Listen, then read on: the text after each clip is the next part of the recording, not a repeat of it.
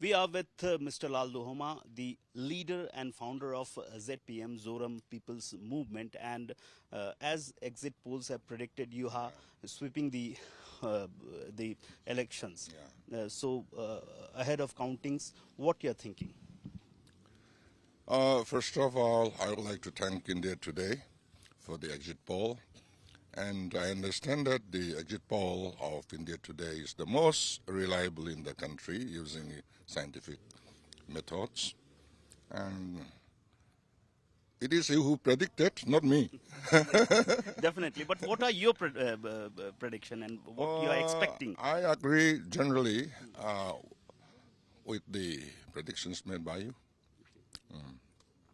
Your expectations of any number of seats which you can win because you have also you are also doing survey, you have roamed around the whole state, so what is the number which you have predicted or assumed that you can get? No, you see, I would like to refrain myself from making numbers because I'm not a prophet.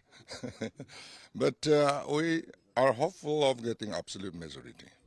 Okay, so you are very hopeful that you Very will hopeful. surpass the majority mark of 21. Yeah, yeah. And tell me about your journey. You have started with IPS officer, then you left the service and joined Indian National Congress. How you started joining this or started this Zoram People's Movement? What is your journey? Tell me. As you have said, I was the first Mizo officer who had been in Delhi Police. I was looking after this VVIP security as Deputy Commissioner of Police, as well as Deputy Commissioner of Palam Airport by that time. And I used to be there with the then Prime Minister, Mrs. Indira Gandhi, day in and day out for a couple of years. And we are very close to each other. And she requested me to resign and help her in negotiating with the rebel leader, Mr. Lalduhoma. Then I resigned, and after my resignation, after 2 months, she sent me to London. I talked to Mr. Lalduhoma and we negotiated, and he agreed to come back to India for negotiation. And that is the way I joined the politics. Then you left Indian National Congress. Yeah, I have to leave it. At that time, I was the lone MP in Lok Sabha representing Mizoram, and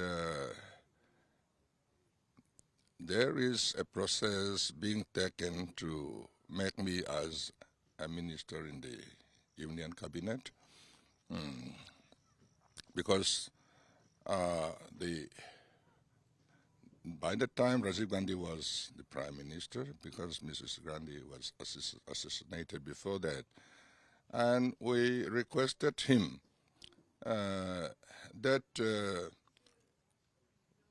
the MPs from the Northeast India, the rest of the states, had been in the seat of one of the ministers in the central ministry. But Mizoram, no minister has been given that post, and we requested him to make one room for Mizoram, and he agreed. And I was by the time about to become a minister, but we had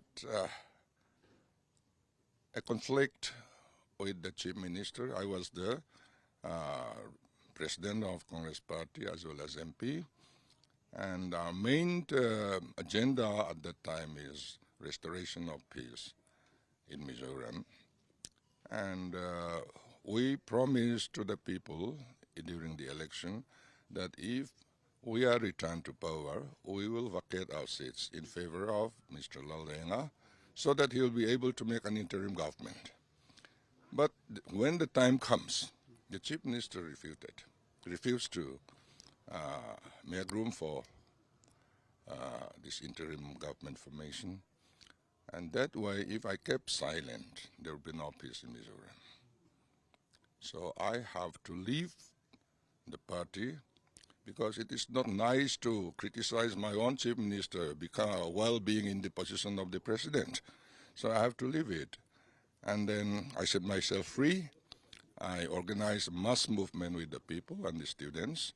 Then we forced the signing of peace. And tell me about Zoram People's Movement. How you started it? We started in 2018, just before election, the last election.